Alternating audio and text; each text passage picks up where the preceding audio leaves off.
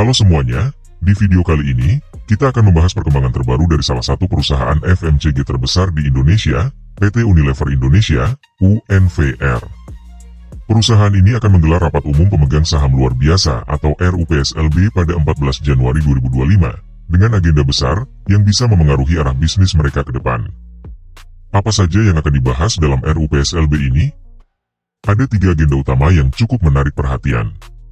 Pertama, perubahan susunan direksi. Kedua, perubahan remunerasi untuk para direksi di tahun buku 2025. Dan ketiga, persetujuan penjualan bisnis es krim Unilever kepada PT The Magnum Ice Cream Indonesia. Selamat datang di Bicara Saham. Saya Ale.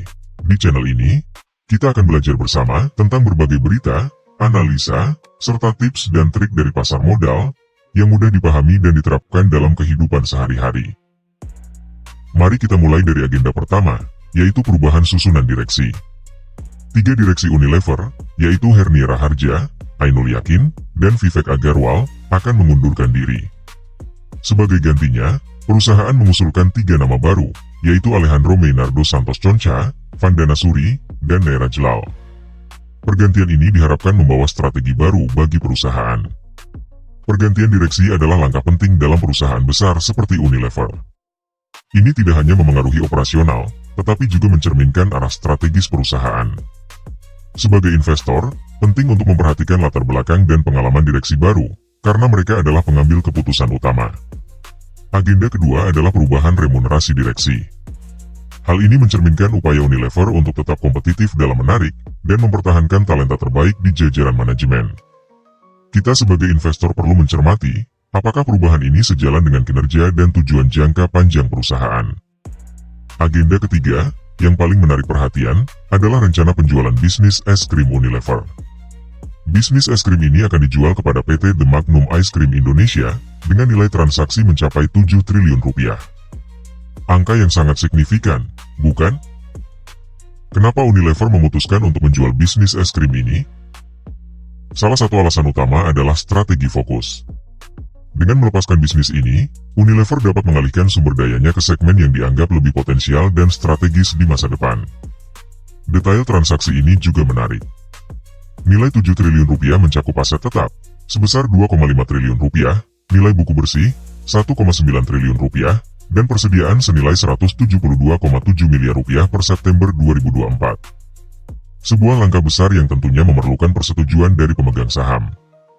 Berdasarkan laporan keuangan, nilai transaksi ini setara dengan 204% dari ekuitas Unilever per kuartal 3 2024. Sesuai dengan peraturan Otoritas Jasa Keuangan, transaksi ini termasuk kategori transaksi material yang memerlukan persetujuan pemegang saham. Penjualan ini bukan hanya soal angka, tapi juga tentang bagaimana Unilever memposisikan dirinya di masa depan. Keputusan ini menandai pergeseran fokus perusahaan yang perlu kita cermati sebagai investor. Lalu, bagaimana hal ini mempengaruhi kinerja saham Unilever? Saham UNVR saat ini memiliki kapitalisasi pasar sebesar 70,2 triliun rupiah. Namun, dalam 1 tahun terakhir, performa sahamnya menunjukkan penurunan sekitar 47,8%. Secara fundamental, Unilever tetap menjadi saham tier 1 dengan net profit dan earning per share yang konsisten positif selama 5 tahun terakhir. Rasio hutangnya juga sehat. Ini adalah indikator solid untuk investor jangka panjang. Dari sisi teknikal, pola grafik UNVR menunjukkan potensi pembalikan atau reversal. Jadi, ada peluang untuk mengoptimalkan momen entry bagi investor teknikal. Bagaimana cara investor merespons perubahan besar seperti ini? Tips pertama, selalu lakukan riset mendalam. Pelajari detail transaksi dan dampaknya terhadap laporan keuangan perusahaan. Tips kedua, jangan hanya fokus pada berita besar. Cermati juga kinerja operasional dan strategi bisnis ke depan. Penjualan bisnis es krim ini, misalnya, memberikan sinyal fokus Unilever pada segmen lain.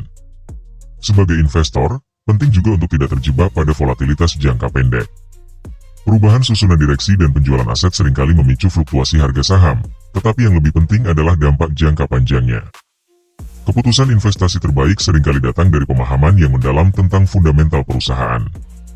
Jadi, pastikan sobat membaca laporan keuangan terbaru, dan mengikuti perkembangan rapat umum pemegang saham luar biasa ini. Selain itu, Perhatikan tren pasar secara keseluruhan. Segmen FMCG seperti Unilever seringkali stabil dalam kondisi pasar yang tidak menentu, tetapi tetap rentan terhadap perubahan kebijakan ekonomi. Bagi investor pemula, Unilever adalah contoh bagus tentang bagaimana memahami pergeseran strategi korporasi. Keputusan seperti ini dapat mempengaruhi profitabilitas perusahaan di masa depan. Kesalahan umum yang harus dihindari adalah terburu-buru membeli atau menjual saham hanya berdasarkan sentimen pasar. Analisis mendalam adalah kunci untuk membuat keputusan yang tepat. Jika sobat berinvestasi untuk jangka panjang, fokuslah pada nilai intrinsik perusahaan. Penjualan bisnis es krim ini bisa menjadi peluang untuk menciptakan pertumbuhan yang lebih fokus dan berkelanjutan. Jadi, apakah saham Unilever cocok untuk sobat? Jika sobat mencari saham defensif dengan potensi stabilitas jangka panjang, Unilever bisa menjadi pilihan yang menarik. Namun, pastikan untuk memantau perkembangan rapat umum pemegang saham luar biasa ini. Hasil keputusan dari rapat tersebut akan memberikan petunjuk penting tentang arah masa depan perusahaan. Akhir kata, perubahan dalam perusahaan besar seperti Unilever selalu menghadirkan peluang dan tantangan.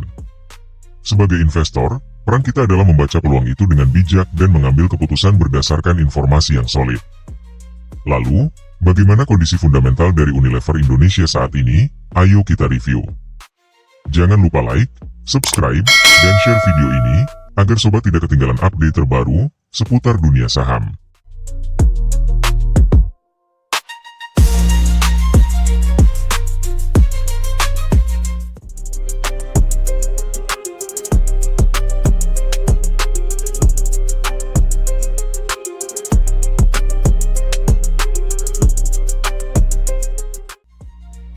Di sisi lain, siapa sebenarnya yang mengendalikan raksasa fast moving consumer goods, Unilever Indonesia?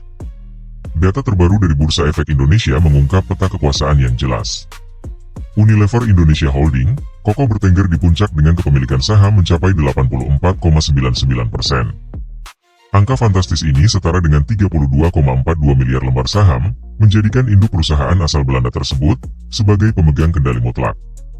Sisa 14,48% saham atau sekitar 5,52 miliar lembar tersebar di tangan masyarakat. Struktur kepemilikan yang terkonsentrasi ini tentu saja mengundang pertanyaan, sejauh mana pengaruh pemegang saham mayoritas terhadap arah bisnis Unilever dan bagaimana nasib para pemegang saham minoritas? Di balik dominasi pemegang saham mayoritas, muncul pertanyaan menarik mengenai kinerja keuangan raksasa fast moving consumer goods ini. Laporan keuangan terbaru Unilever menunjukkan pergerakan aset yang sedikit menurun. Pada akhir September 2024, tercatat sebesar 16,5 triliun rupiah dibandingkan periode yang sama tahun sebelumnya. Meskipun demikian, ekuitas perusahaan justru mengalami peningkatan dari 3,3 triliun rupiah menjadi 3,4 triliun rupiah. Kenaikan ekuitas ini mengindikasikan bahwa perusahaan mampu mengelola modal dengan baik, namun penurunan aset patut menjadi perhatian. Apakah penurunan aset ini mengindikasikan adanya pergeseran strategi bisnis, atau adanya tantangan eksternal yang signifikan? Pertanyaannya kemudian beralih pada penyebab penurunan aset Unilever. Apakah ini semata-mata akibat fluktuasi nilai aset, atau adanya faktor lain yang lebih mendasar? Perlu dilakukan penggalian lebih dalam, untuk mengungkap penyebab sebenarnya di balik penurunan aset ini. Apakah ada investasi besar yang sedang dilakukan, atau justru adanya penghapusan aset yang tidak produktif? Jawaban atas pertanyaan-pertanyaan ini akan memberikan gambaran yang lebih jelas mengenai kesehatan keuangan Unilever dan prospek bisnisnya ke depan. Investor dan analis pasar tentu akan mencermati perkembangan ini dengan seksama, terutama dalam konteks persaingan bisnis yang semakin ketat di sektor fast moving consumer goods. Di tengah penurunan aset, menarik untuk dicermati pergerakan liabilitas Unilever. Data menunjukkan adanya penurunan liabilitas dari 13,2 triliun rupiah pada akhir 2023 menjadi 13,1 triliun rupiah pada akhir kuartal ketiga 2024. Sekilas, penurunan liabilitas ini bisa dianggap sebagai kabar baik. Namun, jika kita korelasikan dengan penurunan penjualan yang cukup signifikan dari 30,5 triliun rupiah menjadi 27,4 triliun rupiah dalam periode yang sama, muncul pertanyaan, apa yang sebenarnya terjadi di balik layar? Apakah penurunan liabilitas ini merupakan konsekuensi dari upaya efisiensi biaya yang agresif, atau justru ada faktor lain yang lebih kompleks? Penurunan penjualan yang dialami Unilever menjadi sorotan utama. Pertanyaannya adalah, apa yang menjadi penyebab utama penurunan ini? Apakah disebabkan oleh perubahan preferensi konsumen, persaingan yang semakin ketat, atau adanya kendala dalam distribusi produk? Jawaban atas pertanyaan ini akan sangat krusial bagi investor dan pemangku kepentingan lainnya. Selain itu, perlu juga diinvestigasi lebih lanjut mengenai strategi bisnis yang tengah diterapkan oleh Unilever untuk menghadapi tantangan ini. Apakah perusahaan telah melakukan langkah-langkah yang tepat untuk membalikkan tren penurunan penjualan? Atau justru masih terdapat sejumlah kendala yang perlu diatasi?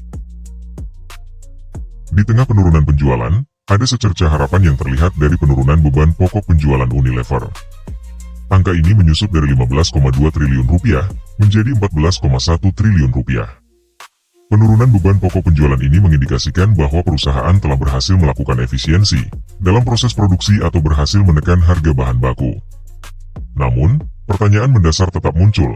Apakah efisiensi ini bersifat sementara, atau merupakan bagian dari strategi jangka panjang perusahaan untuk meningkatkan profitabilitas? Perlu diingat, penurunan beban pokok penjualan yang terlalu agresif dapat berdampak pada kualitas produk, dan berpotensi menggerus pangsa pasar. Selain itu, penurunan beban pajak juga memberikan ruang bagi Unilever untuk meningkatkan profitabilitas. Angka ini menyusut dari 1,2 triliun rupiah menjadi 854 miliar rupiah. Penurunan beban pajak ini bisa disebabkan oleh berbagai faktor, seperti perubahan kebijakan perpajakan, atau adanya insentif pajak yang diterima perusahaan. Namun, perlu diingat bahwa penurunan beban pajak tidak selalu mencerminkan peningkatan efisiensi perusahaan. Ada kemungkinan bahwa penurunan ini bersifat sementara, atau bahkan merupakan hasil dari perencanaan pajak yang agresif. Oleh karena itu, perlu dilakukan analisis yang lebih mendalam untuk memahami implikasi dari penurunan beban pajak ini terhadap kinerja keuangan Unilever jangka panjang. Di balik penurunan beban pokok penjualan dan beban pajak, terdapat penurunan yang lebih mengkhawatirkan, yaitu laba periode berjalan. Angka ini merosot dari 4,1 triliun rupiah pada September 2023 menjadi 3 triliun rupiah pada periode yang sama di tahun berikutnya. Penurunan laba yang signifikan ini mengindikasikan adanya masalah mendasar dalam kinerja keuangan Unilever. Pertanyaannya adalah, apa yang menjadi penyebab utama penurunan laba ini? Apakah penurunan penjualan yang lebih besar dibandingkan penurunan biaya menjadi faktor dominan? Atau adakah faktor lain yang lebih spesifik yang menyebabkan penurunan profitabilitas perusahaan?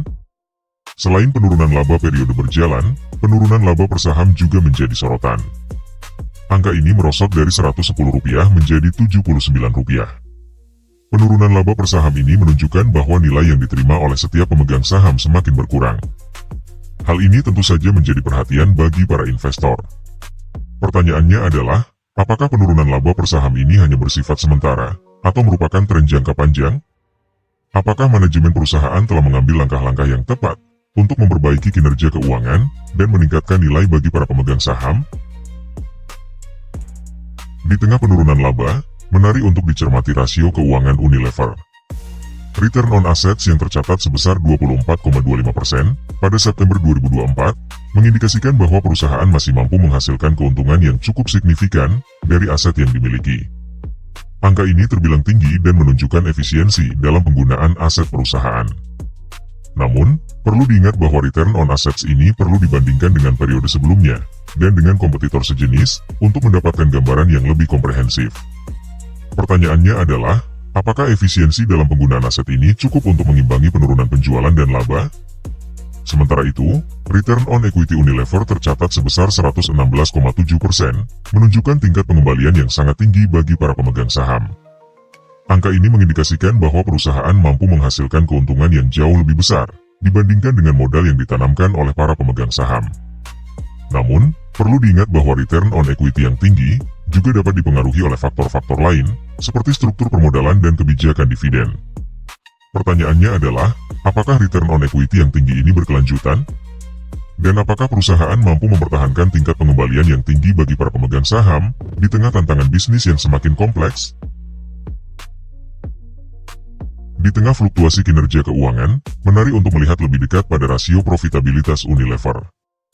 Net profit margin yang mencapai 10,9% pada September 2024, mengindikasikan bahwa perusahaan masih mampu menghasilkan laba bersih yang cukup besar dari setiap rupiah penjualan. Angka ini cukup mengesankan, mengingat tantangan persaingan yang semakin ketat di industri fast-moving consumer goods. Namun, perlu diingat bahwa net profit margin ini perlu dibandingkan dengan periode sebelumnya, dan dengan kompetitor sejenis untuk mendapatkan gambaran yang lebih komprehensif. Pertanyaannya adalah, apakah margin keuntungan ini cukup berkelanjutan, mengingat tekanan biaya yang terus meningkat? Di sisi lain, debt to equity ratio Unilever yang mencapai 381,4% pada September 2024 patut menjadi perhatian. Angka ini menunjukkan bahwa sebagian besar aset perusahaan dibiayai oleh utang. Meskipun tingkat utang yang tinggi ini dapat meningkatkan potensi keuntungan bagi pemegang saham, namun juga meningkatkan risiko keuangan perusahaan. Jika perusahaan mengalami kesulitan dalam membayar utang, maka dapat berdampak negatif pada stabilitas keuangan perusahaan.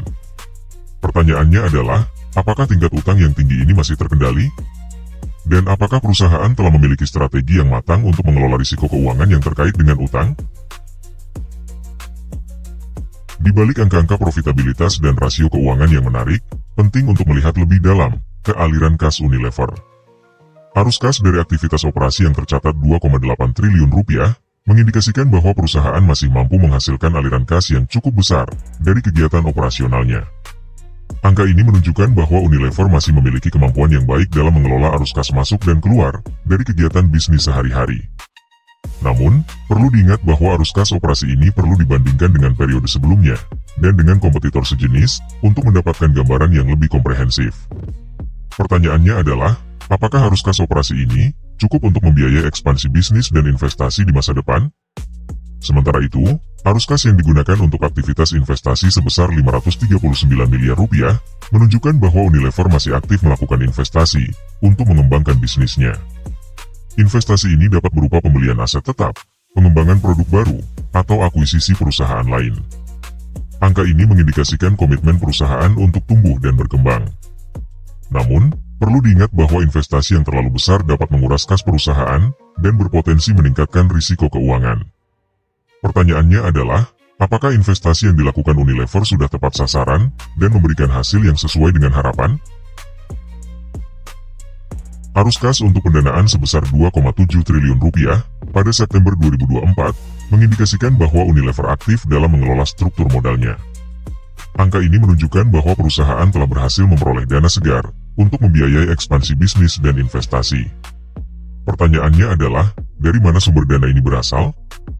Apakah dari penerbitan obligasi, pinjaman bank, atau sumber lainnya? Dan apakah struktur pendanaan ini sudah optimal? Tingkat utang yang tinggi dapat meningkatkan risiko keuangan perusahaan, namun di sisi lain, dapat juga mempercepat pertumbuhan. Meskipun arus kas dari aktivitas operasi cukup positif, total penurunan kas sebesar 481 miliar rupiah pada September 2024 patut diperhatikan. Penurunan kas ini mengindikasikan adanya ketidakseimbangan antara arus kas masuk dan keluar. Pertanyaannya adalah, apa yang menyebabkan penurunan kas ini? Apakah disebabkan oleh peningkatan investasi, pembayaran utang, atau faktor lainnya?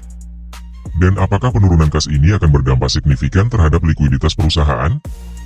Likuiditas yang rendah dapat menghambat kemampuan perusahaan dalam memenuhi kewajiban jangka pendeknya. Analisis mendalam terhadap laporan keuangan Unilever Indonesia menunjukkan gambaran yang kompleks mengenai kinerja perusahaan. Di satu sisi, Unilever berhasil mempertahankan profitabilitas yang cukup baik, dengan margin laba bersih yang menarik, dan efisiensi dalam penggunaan aset. Perusahaan juga aktif dalam melakukan investasi untuk pertumbuhan jangka panjang. Namun, di sisi lain, terdapat beberapa tantangan yang perlu diwaspadai. Penurunan laba periode berjalan dan laba per saham menjadi sinyal peringatan. Tingkat utang yang tinggi juga meningkatkan risiko keuangan perusahaan. Selain itu, penurunan kas secara keseluruhan mengindikasikan adanya ketidakseimbangan antara arus kas masuk dan keluar.